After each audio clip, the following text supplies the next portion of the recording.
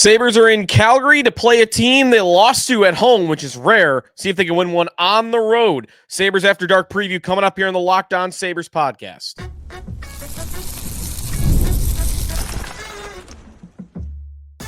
Your Locked On Sabres, your daily podcast on the Buffalo Sabres. Part of the Locked On Podcast Network, your team every day.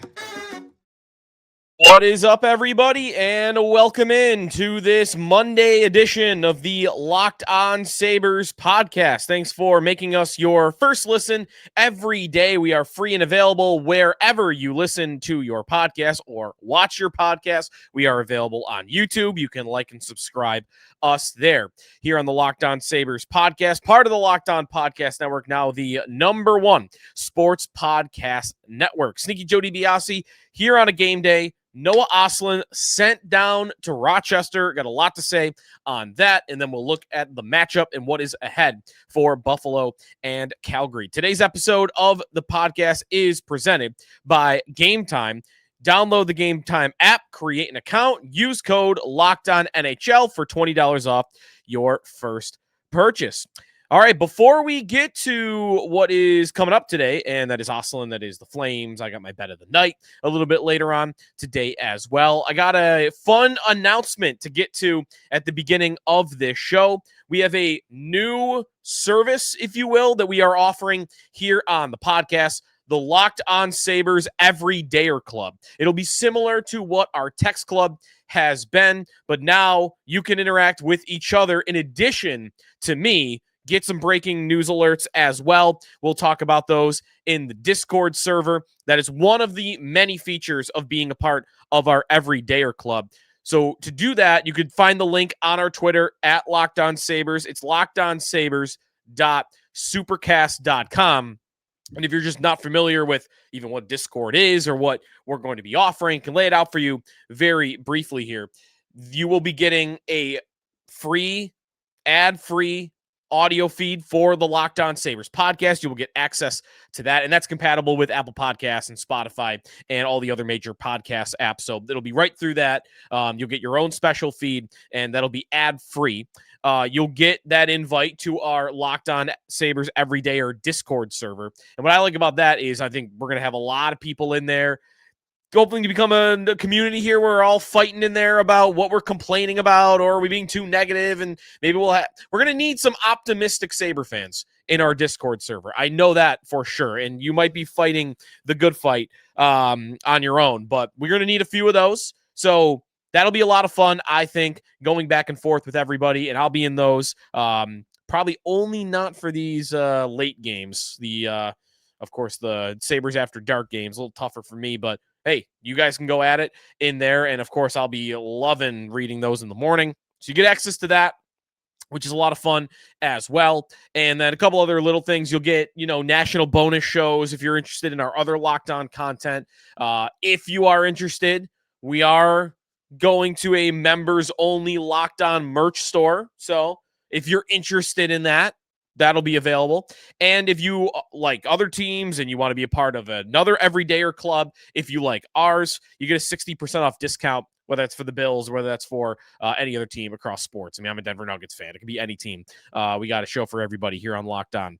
So that's available to you again, lockedonsabres.supercast.com. Same prices that what our text club was, $5 a month, or for the entire year, you save a little bit more. It's $50 for the year. So a cup of coffee a month, or if you're like me, it's actually cheaper than a cup of coffee. You got to get out of that habit. But anyways, again, lockedonsabres.supercast.com is the place to find that, or you can find it on our Twitter, the link at Locked On Sabres. Hope to see you in there. I can't wait for our Discord to get off the ground and running. And today's our launch day, so we'll see if we can get some people in there by tonight's game.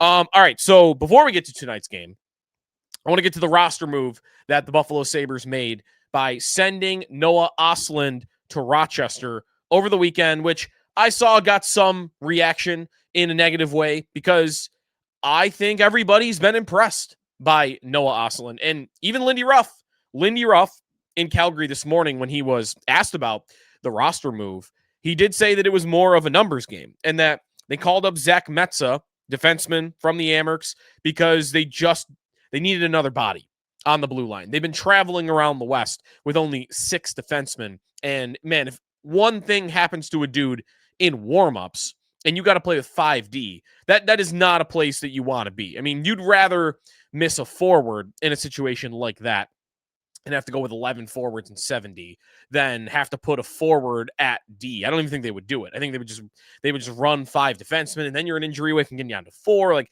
it can get hairy very, very quick. You want to have an extra defenseman. And they were running around up there in the West without an extra guy. So I get it from the numbers standpoint of why they did it. My disappointment lies in that this organization has said, at least with their words, that if you are a young player that has earned a roster spot, they will find a place for you. And that is not happening at the moment.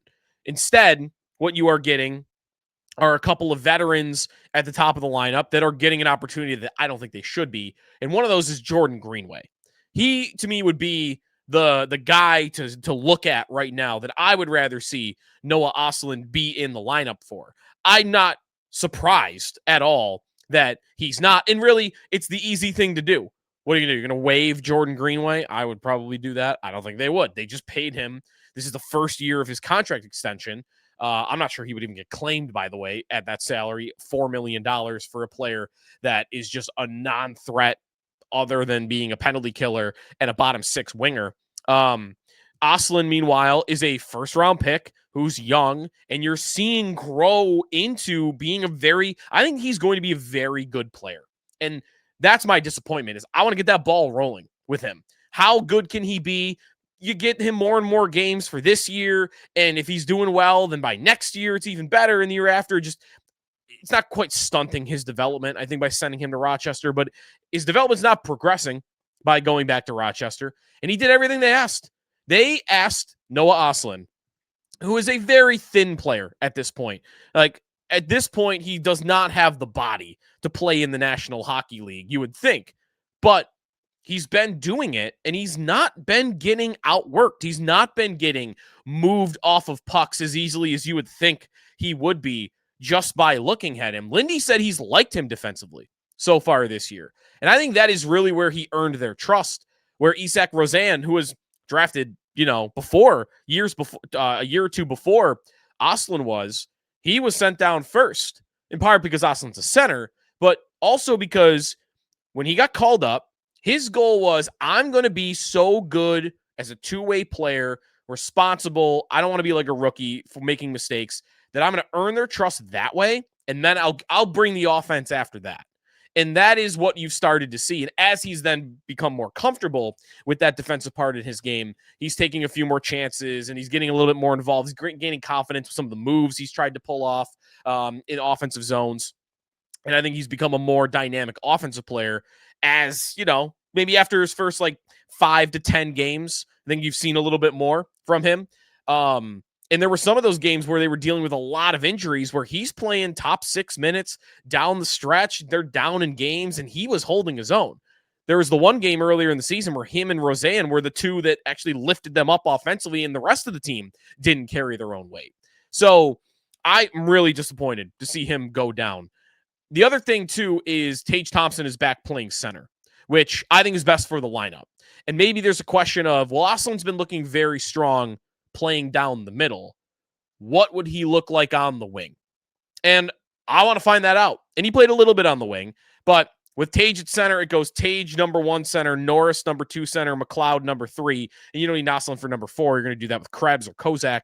So maybe they just didn't feel like he on the wing was more deserving than Greenway.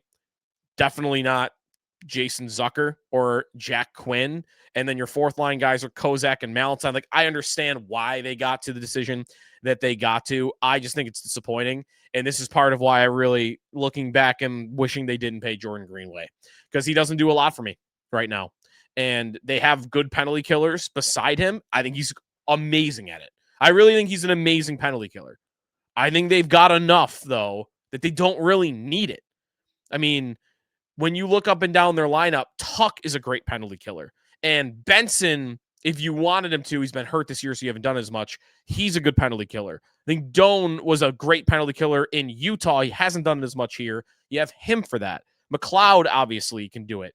Krebs can do it. Malenstein and Kozak. Like, you've got a ton of options. So for him to be in the lineup and now skating on the top line, by the way, with Tage Thompson and Alex Tuck, he's the only guy that I have a gripe with being in there over Ostlund. But again, I am not surprised at all that is the decision that they came to. The other thing about Ostlund very quickly, I wonder when he gets back in, because we'll see when Yuri Kulik comes back. If it's already he's out now, what about when Kulik is finally able to return? Are they going to who are they going to pull out the lineup then is one question. I think Greenway being a fourth liner is really the place that they need to end up here. And whether that's in for Krebs or whether that's for Kozak, and they need to get to either Ostlund or Kulik playing higher in the lineup than Jordan Greenway. But again, when you're that tight on roster positions because everybody's back healthy, he's just got the short end of the stick because he's on an entry-level contract.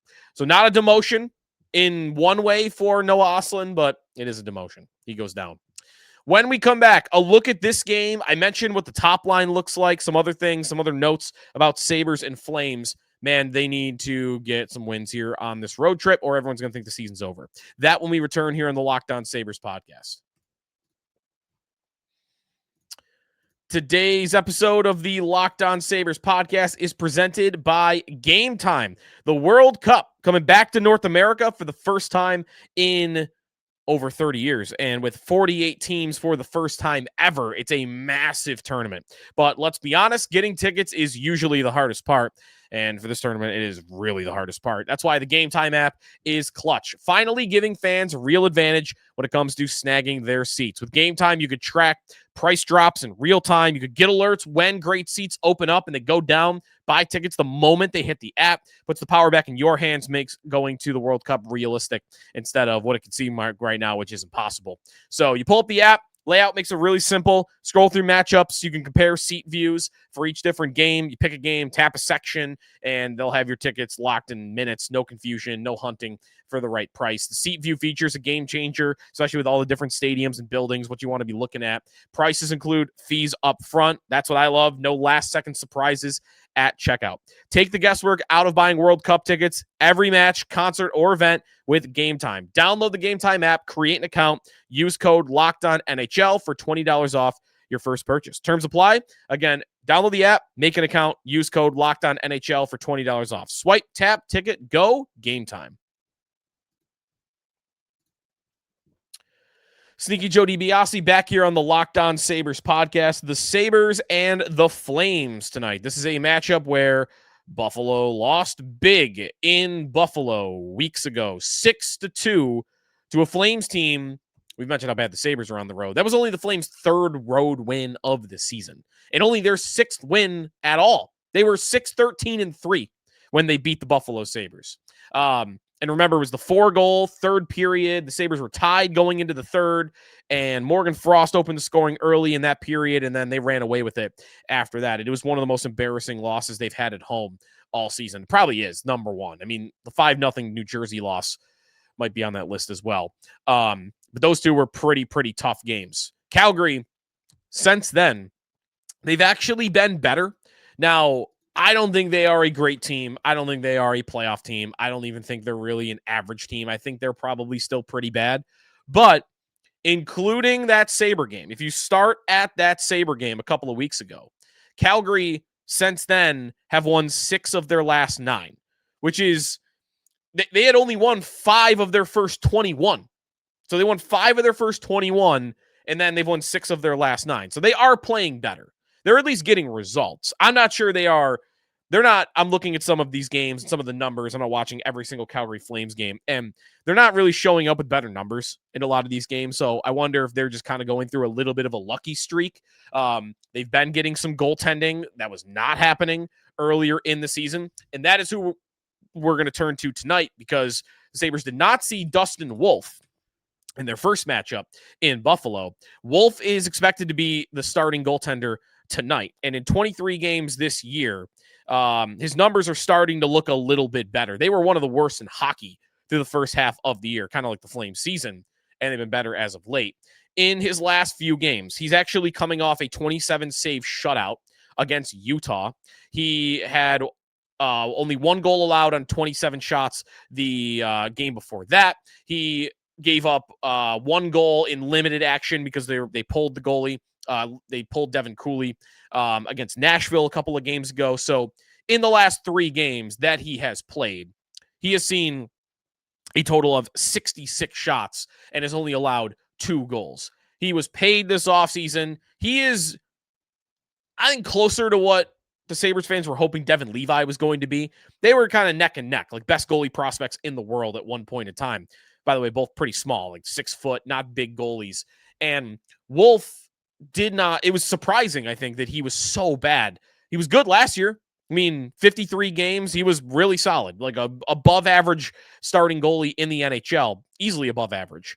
And then he was so bad at the beginning of this year. Now you're seeing him come back a little bit. So he is a guy that could steal a game. He is absolutely a guy that could steal the game. Sabres, by the way, will be going with Ukko-Pekka Luukkonen. So when you're looking at this Flames team, I think the Sabres are a better overall team, a better overall roster. But we'll see what we get from the goalie battle tonight. And as we mentioned with the Sabres lineup for tonight, I'm very curious about how these lines are going to work. I think the lineup, even without Ostlund in there, it looks a lot better to me with Tage down the middle. Tage, Tuck, and Greenway at the top. Norris, Benson, and Doan on the second line. McLeod, Zucker, and Quinn on the third line. Krebs, Kozak, and Malmstein. That's what their lineup was supposed to look like at the beginning of the year. At least, if you wanted Tage at center. I think this is about as close as you could get as the best Sabres lineup. Like, I'd be a couple of little tweaks away. If I could get a healthy, really grinding Yuri Kulik in there instead of Jordan Greenway on my top line with Thompson and Tuck, that might be, the best lineup possible, but you're pretty close to it. My only problem with is Greenway in the top line.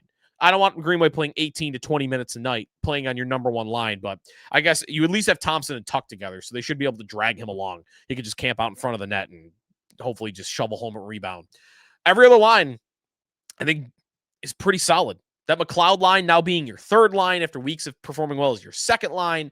And Norris, I think I like the Norris line where he's the shooter and Benson could be the playmaker. Benson and Doan are so good at winning puck battles. Norris can kind of float around the middle of the ice a little bit more in the offensive zone and find some openings while Doan and Benson can do more of the dirty work. I really like the way that line sets up. I'd love to see that line work because I think, again, stylistically, I think it really, really fits together.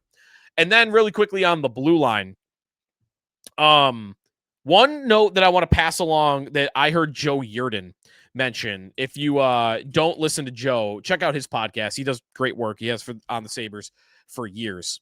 Noted jerk on Twitter. He pointed out a good point about one explanation for why the Sabres might be struggling so much more on the road this year than they are at home. And he mentioned that when they're on the road and the home team gets last change, what those teams are doing, they are hunting the Bo Byram Connor Timmins pairing. That if you're a coach and you're at home and you get to decide who do I want out against, who do I want to put my top line out against, they're picking Byram and Timmins almost every single time. In the Winnipeg game over the weekend, the Mark Scheifele line played about 10 minutes of 5-on-5 time together against Byram and Timmins. So you have a defense pair right now that looks like they're getting exposed. Now, what do you do about that?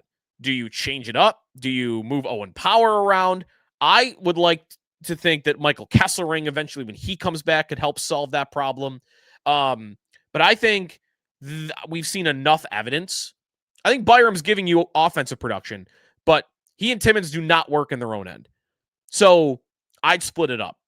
And Timmins is starting to get exposed maybe wherever you put him. Because remember, the Power Timmins pairing had some struggles earlier in the year. So what do you do with them? Listen, I would say Power with Timmins for the time being is a better idea than Byram and Timmins. Power, he's not been the best this year. I'd like to see more.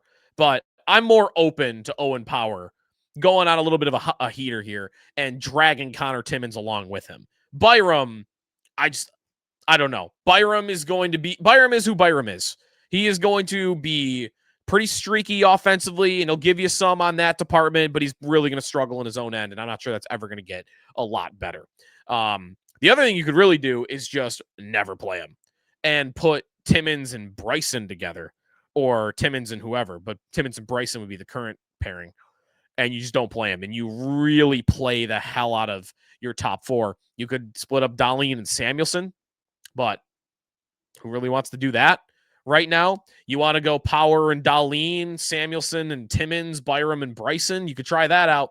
But for now, it appears they're going to keep rolling with Byram and Timmins, and maybe they're going to keep getting beat, especially when they're on the road. When we come back, bet of the night, look at some of the odds and what we should expect from Sabres and Flames. Next on Locked On Sabres. Today's episode of the Locked On Sabres is presented by FanDuel Sportsbook, which we'll be looking at the odds for this game in a little bit. It's not just hockey. NFL Sundays, they move fast. One big play, suddenly everything feels different. That's what makes live betting with FanDuel so exciting. You're not just watching the game, you are reacting in real time. With FanDuel, you can place bets as the action unfolds. Every drive, every momentum swing, every highlight moment.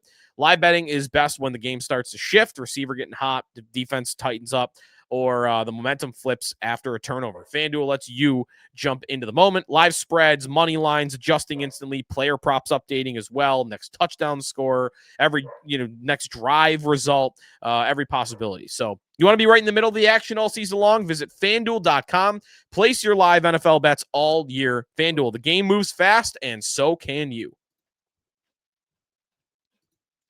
Stinky Joe DiBiase back here on the Locked On Sabres podcast. All right, Sabres and Flames. Let's take a quick look at what the odds look like for tonight's game. And this kind of goes to the point of, I think Sabres are a better team on paper than Calgary. They've been, again, out shooting teams 5 of the last 6.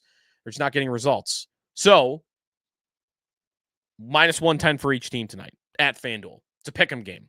Calgary's at home. So, when you're a pick'em at home, that means that the books don't think you're as good of a team. So that's where you're looking. Minus 110 on each side. Plus 106 is over 6.5 goals. Over under 6.5 goals for this game. And was curious looking at some of the anytime goal bets for tonight. And Jason Zucker scored a couple in a row. He's at plus 250 on the night, but I really think you're really hoping for power play there. I don't know how much you could expect 5-on-5, given that he's now down in the third line. And probably playing a little bit more of a defensive role with that line with McLeod. I looked at this, and I think at some point Zach Benson is going to score. And I was looking at that, plus 460. He should have, he had a goal the other night, right? But it got reviewed and determined that he was offside, so didn't get that. I don't think the odds, I know I just spent the whole show telling you that I think Jordan Greenway is not a very good player and should not be in the top 6, and he's playing on the top line tonight. But I've made this rule since the beginning of the year, and it's part of the reason why we are still very much up on the season. We are plus 9 units on the season. If you give me plus 25 on a player who's playing on a top line to score a goal, I'm going to take it every single time. I don't care who it is. And that's really getting tested tonight. Greenway. But again, plus 525 for a guy that will be playing on the number 1 line. I am going to take that and hope that a puck goes off his leg and into the back of the net, because Tage and Tuck are just running around in the offensive zone. And I do think a line with Tage where he's at center is going to work better than a line where he's on the wing. So that helps too for me when I'm looking at Greenway tonight. So it's a long shot bet, but I'm going to go plus 525. Let's go for a big one here. Jordan Greenway to score a goal in this game. I know, first segment I told you he should be out of the lineup for Noah Ostlund. But if Noah Ostlund was in here at plus 400, I would love that even more. But Greenway, that's who we get for tonight's game. All right, other odds for tonight, if you are interested. Some of the goalie props. Actually, the goalie props are not yet up. Yes, they are. There they are. UPL, 24.5 saves When the number's below 26, I usually like going for it. I'm not making that my bet of the night tonight, but you could do that. Dustin Wolf's is even lower, 23.5. If you were going to pick one of the two overs for goalies, I would go with Dustin Wolf. I think the Sabres are going to outshoot Calgary in this game. So over 23.5 is definitely where I would be putting my money. All right, that's going to do it for us today here on Locked On Sabres. Sabres After Dark, enjoy the game. 9 o'clock puck drop tonight, and then we'll keep rolling after that, hoping to get a win so that this season doesn't continue to feel very demoralizing. Again, if you would like to check out our Everydayer Club and you want to be a part of that and you are excited by the idea of being a part of the Locked On Sabres Discord and going back and forth with fans there, you know, I think it could get pretty fiery in there. But we'll see. LockedOnSabres.supercast.com. Get in there and let's have some fun. So check it out, and we'll talk to you tomorrow here on the Locked On Sabres podcast. Be sure to check out Locked On NHL Game Night. They got everything you need NHL-wise all season long until we get to the playoffs. It's available wherever you get your podcast and on YouTube as well. Talk to you tomorrow. You're on Locked On Sabres, part of the Locked On Podcast Network, your team every day, and now the #1 sports podcast network.